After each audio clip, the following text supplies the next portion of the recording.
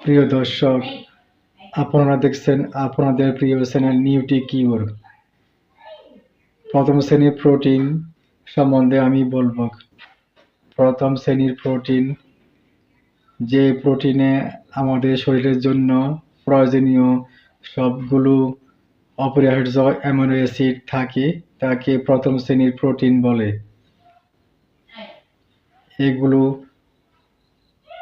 এইসব প্রোটিন সাধারণত প্রাণীজ খাদ্যে পাওয়া যায়। এগুলো শরীরে সহজে হজম ও শোষিত হয়। দেহ গঠন, টিস্যু মেরামত, রোগ প্রতিরোধ ক্ষমতা বাড়ানো ইত্যাদি গুরুত্বপূর্ণ ভূমিকা রাখে। প্রথম শ্রেণীর প্রোটিন যেমন ডিম, মাছ, মাংস, দুধ ও দুগ্ধজাত খাদ্য। আল্লাহ হাফেজ প্রিয় দর্শক।